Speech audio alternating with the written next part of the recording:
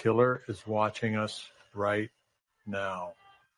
Oh, they've been watching us. For how long? I'm watching you. Man, I tell you, one of the first questions that come to mind after watching this episode is how long has this killer or killers been watching our trio? Have they been here since the very beginning of the show, and could they possibly be making their own movie? Well, we'll be discussing that and much more, as we've got a murder to solve, and trust me when I say we got a lot of tea to spill as well, as I'll be breaking down this 4th season of Only Murders in the Building, episode 6, spoilers ahead. We open this episode with Tani giving us as an audience the accused version of their story of the actual truth through the language of film. From the beginning, the brother-sisters were always a little bit offbeat and began their journey to becoming filmmakers at the young age of 9, as we see some of their very early versions of experimental filmmaking and becoming labeled weird amongst their peers. As we flash forward to their college days, where they're finally accepted and someone realizes their talent, and it's their professor who told them, "Keep it rolling, even when it's chaotic, because chaos can be good. Chaos can be art." Now, was it me, or as soon as they said professor, did you all immediately think that this was going to be Dominguez? Now, before moving on, let's talk about the title of this episode, which was Blow Up. This 1966 thriller mystery film followed a fashion photographer who believed that he unintentionally captured a murder on film. Now, this is yet another throwback movie that I'll have to put on my watch list, but based on this plot, we can make the connections between the film's character capturing a murder via photography and how that plays into watching the brother-sisters being told to always keep shooting, and eventually you find the truth. We see that the brother-sisters literally took the advice to keep shooting, as we find out that they recorded last week's shooting. As they shot through the chaos of people screaming and running, we see that the shot came from the outside in, as we see that both Zach and Glenn were shot and Oliver wasn't hit. As we cut to the inside of a taxi with the trio there and Howard recording them asking the important questions. "So what's inside your heads? You thinking Tawny took that shot? Oh, you think it was meant for Oliver? So you're all the target." As the trio return back to the building, where they find their #1 fan, Uma, who's complaining about the cameras finally being installed 4 seasons later due to all the murders. After almost getting shot and killed, we see Oliver realizes that all he kept thinking about during all this insanity was Loretta. As the show continues to give me what I want, and that's more of Detective Williams, as she arrives and she's pissed off because they didn't follow her one request, which was to keep Zach Galifianakis out of harm's way. Now, what it looks like to me is the shooter must have been on the set of the movie Wanted, because we find out that the bullet curved and that the shot hit Glenn's plate and reflected into Zach's belly, but luckily they're both in the hospital and they're gonna survive. Now, Detective Williams isn't having it with Howard's recording and has him shut it down, but we as an audience see that they're still being recorded from inside Oliver's place, recordings we find out a little bit more information about later. Which, speaking of the brother-sisters, we cut to them and we see them hiding cameras all around their place. And even though we find out where these cameras are going to play into the story, I really do hope that one of these cameras that they're planting will come in handy somewhere later down the road. Again, this is why I love Detective Williams, because she comes in with so much good information, as she tells the trio that Dominguez has been in New York this whole time and wasn't in Portugal during Zaz's murder. Now, they also find out that there's been a Jan sighting, which I wonder if she's secretly investigating the murder of her ex as well, and when we finally catch up to her, she'll have some evidence to help us find the killer. Now, before heading out, we see Detective Williams gives Charles a special gift from evidence, and it's Saz's remains. We see producer Bev sends out a message for an emergency production meeting, and even though the brother-sisters will be in attendance, the plan is to find evidence that will show that they are the killers by finding that rifle case. Just have to point this out now, that this to me is one of the funniest episodes of not only this season but maybe of this series. Was it me, or did this episode kind of feel like one of my personal favorite comedies of all time, which was The Office, especially when Bev told everyone that Zach said that the show must go on, but instead we cut to Zach and he tells us what really happened in that encounter. Now, taking a look at this scene here, I'm going to say it again, I just don't trust Marshall because he's so damn suspicious. As we watch this brief conversation between him and Mabel, he suggests that they go back and watch one of their student films. Again, whether it's his suggestions from last week of there potentially being 2 killers involved, or to this very conversation about watching their student film, he's always providing help, but it comes off that he's doing this to keep the trio from looking into his backstory and really learning who he actually is. Now, of course, I could be totally wrong, because looking at him as a character within the framing of the show, he could be this season's Oscar from season 1, or he can be this season's Alice from season 2, or even last year's Talbot. These are all characters who served as Mabel's love interests, but also characters that were set up to be possible killers, but instead they end up providing us with some help in finding out who the actual killer was, and Marshall may be filling in that slot this season, minus the whole love interest, of course. Now, as they watch the brother-sister student film, tell me what this description of the film sounds like to you. About an elderly artist and identical twin sisters that he made out of clay, and they came to life. It was a whole thing in the first scene. And as he is their creator, so they do his bidding. Definitely sounds like Dudenoff, which we actually later find out about what actually happened to him, but I still think that the backstory of this film will come to be important to the actual killer's backstory when it is finally revealed. I say that because, again, this season and last has made it a focus on family and what family would do to protect their own,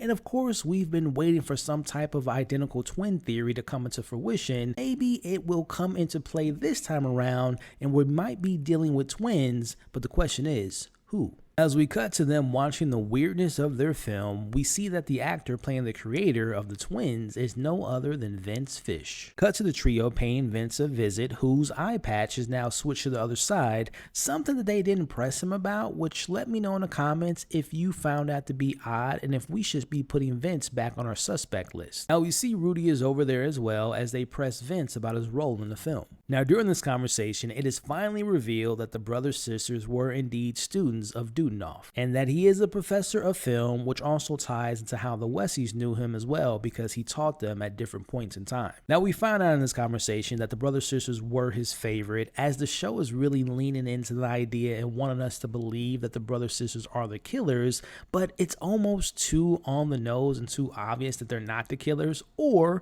maybe that's what the show wants us to believe. Now back to Vince, and I might have misunderstood him, but I was under the impression that the windows were sealed shut, which would make him the shooter, but in this scene, all he needed was a little help to pry open the window to use the drone that him and Rudy got. Again, it could be nothing but the iPad switch, and now this, again, I'm feeling like Vince is getting back onto the murder board. Now I also want to point out a few things that was said in this exact scene. One is, it appears that the relationship between the brother-sisters and Dudenoff made some people jealous, including Rudy, which is important to remember after we find out what happens to Dudenoff in this episode. Now second, Rudy mentions how the brother-sisters didn't like their own dad and they looked at Dudenoff as their father, which got me thinking, I wonder if their actual father will come into play in this season and he's maybe using the jealousy card again, which could be the father had been jealous of the kid's relationship with Dudenoff, which led to the father actually killing Dudenoff himself. Now back to the scene, the working theory by our trio is that the film is the basic setup for their somewhat understanding of the why. So they're in the belief that Dudenoff was the creator in the film and that the brother-sisters are doing his biddings. Now at this point, our trio is going to split off for a bit as we see Oliver is going to go off to call Loretta before his minutes are up. We see Mabel will finish the film before coming to conclusions with their working theory, and Charles will use the drone that Rudy and Vince found to see if he can look into that case. Now Charles lets Rudy and Vince know that Dudenoff is back in town, and their reaction can be looked at in different ways. One is that it's clear that they're lying about not knowing that Dudenoff was back in town, or based on their reaction, they seem to be upset and shocked to learn that Dudenoff didn't tell them that he was back in town, and they're upset because of how close they believe they were, especially after doing this rent scheme. Or was it fake? Because as we just found out, they're both actors, and actors are good at pretending to do things. Now speaking of reactions, we see Oliver calls Loretta to admit to her that he was going to propose to her back in LA, and now after having this life-threatening moment, he actually does propose to her this time around, but doesn't get a yes or a no, but instead he gets Loretta grunting over the phone, and eventually she hangs up. But as we cut to Loretta on the set of her new show, we see that the noises were coming from her because she's playing a burnt victim in the actual scene. Now we don't see Loretta calling him back to give him an answer, but I would expect that we would see her calling him by next week's episode. Now we get our trio back together and we see the return of Gravy, who knocks over the remains and comes in a clutch yet again, and at this point they just need to go ahead and recruit Gravy as their official fourth member of the crew because they find two left shoulders and realize that another person's body was in the incinerator. After discovering this, the trio's current theory is, I told Jan there was another murder in the building, and she was right. This was it. So what if Dudenoff killed someone, put them in the incinerator. And then when we started podcasting about murders in the building, Dudnoff went into hiding. But he still needed someone to stop us investigating, so he got the brother sisters to do his bidding. As they're gonna go to the brother sisters to get a confession, as they come up with a plan to force the confession out of them by forcing them to be on camera. As it is time to get some questions answered, we see the trio asking the brother sisters where they were the night of Zaz's death, and we find out that they were actually in the building to pay a visit to Dudnoff. Now we flash back to the brother sisters back in their college days. After showing their student film didn't go off too well with their peers, we see that Dudnoff gifts them his Super 8 camera. As we cut back to the present scene, we see the trio asking them if they would kill on Dudnoff's request, and the answer was yes. Now to quickly play devil's advocate for a second, stick with me here. But what if the brother sisters got a request to kill Zaz, thinking that it was a request from Dudnoff, as they just said that they will kill for him, and they actually did it? But they were thinking that it was Dudnoff, but we know that it wasn't him, that it's someone pretending to be him. Now back to the questioning, as it's revealed that the other shoulder belonged to Dudnoff himself. And as of right now, this means that Dudnoff is dead, which causes the brother sisters to finally stop shooting. Again, I'm going to pose the same question to you all like I did with Rudy and Vince. Was the brother sisters' reaction an honest reaction about finding out that their pseudo father and their mentor is now dead, or is it fake? Again, just a reminder, we're dealing with actors, we're dealing with directors who are known to switch on a dime. After this reveal, we find out that it's been 3 years since the brother sisters have spoken to Dudnoff after having a falling out after telling him that they wanted to make bigger films in Hollywood versus their previous smaller independent experimental type of films. Now again, we see the brother sisters are upset to learn the news, as it is revealed that the case is just used for hiding their hidden cameras they've put everywhere, including the ones in the trio's place. Well, now for the first time ever in the show, we now have 2 murders to solve, as it is time to look into who's been cashing in those checks and pretending to be Dudnoff. Now as the brother sisters are collecting the hidden cameras they left at Oliver's place, we see that one of the cameras isn't theirs, as a message comes in from Zaz's phone to Charles, and then later to Mabel, and then Oliver after, as it is revealed that the killer or killers have been watching them this whole entire time, and even watching them in this exact very moment. As we watch our trio run for fear of their lives out of the murder building, the end of the episode, and maybe the best episode of the entire series. Now to address this final scene, the question is, where exactly is our trio gonna go? Well, I'll be answering that question here in a little bit, but let's talk about this here. Who's pretending to be Dudnoff? I'm so intrigued to see how the rest of the Westies are going to handle this news to finding out that Dudnoff is dead. Just have so many questions now, like was this killer a previous student of Dudnoff? And how did they manage to cash in checks without identification? So I'm assuming they stole Dudnoff's identity, or what if Dudnoff is also a twin? Now assuming that this pretender Dudnoff is the killer, they're definitely got a thing for the thrills of the theatrics, but I do wonder if Dudnoff took his own advice and kept shooting, and maybe he captured his own murder on film. With that being said, let's take a look at my suspects after this episode. Now, going back to the last reveal of this episode, whoever the killer or killers are, they have some ties into film and filmmaking. Now, could it be some super obsessive fan of the trio, someone either working in the stunt industry or an actual producer or director or actor who would have access to cameras and always having the idea to shoot? Now, what if this person or persons are making their own movie and they've been recording the crews from the very beginning of the show? Which makes me think that maybe they have ties to Charles' humble beginnings as a young actor. Let's throw a little fun twist into this equation. What if the killer is Dudnoff? What if this is all a part of a movie he's making himself, and the plot twist is he faked his own death? Let's take a look at Vince and Rudy after this episode, and I think they have to go back on the list because after discovering that they're both actors,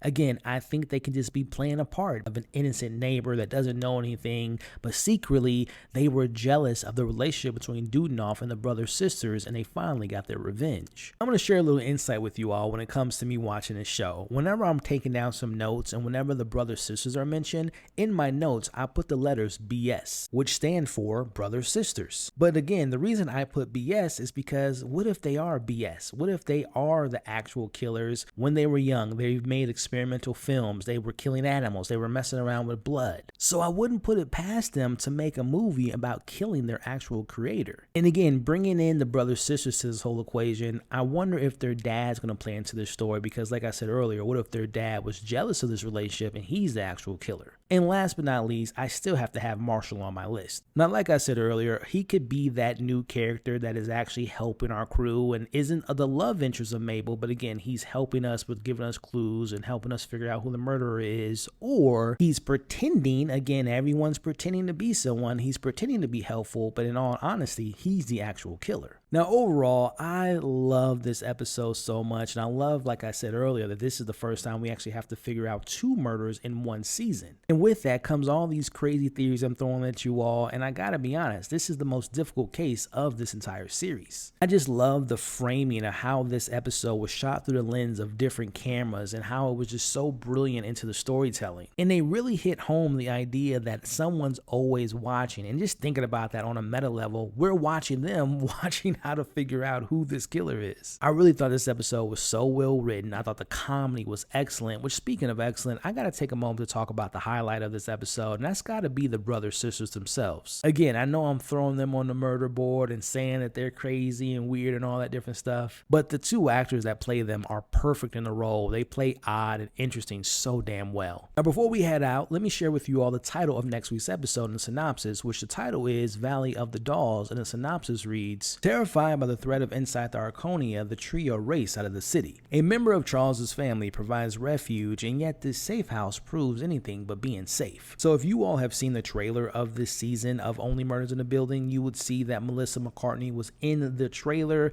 and it's safe to assume that she's going to be playing Charles's sister. So with that being said, I think it's safe to assume that we're going to probably get some backstory on Charles's life, and maybe his past is connected to the killers. Which again, another example of family being involved, and there's a sibling now in the picture, which makes me think that whoever the killer or killers are, that is going to be something involving family and maybe some twins. Well, that's going to be the end of this week's breakdown of Only Murders in the Building. It is now your turn to go into the comments and share your thoughts about this incredible episode. Let me know your deeper meanings. Let me know some of the things that I missed, the Easter eggs. Let me know your theories about Dudenoff now being murdered. Let me know what you think about the brother sisters. Let me know what you all are thinking after watching this episode and what you all hope to see in the weeks ahead in the comments below. Now, of course, if you all are still here watching this video, I cannot thank you enough. I really appreciate the support. If you are still here, do me a favor, put hashtag We've Got Twins. Now, I'll be back next week to discuss episode 7, and if you all just appreciate my reviews, do me a favor, hit that like button, share this video to anyone and everyone you know that loves talking about this show, but also consider sticking around if you haven't already. Subscribe to the channel and hit that bell notification. You all are amazing. Stay safe out there, and I'll catch you all on the next video.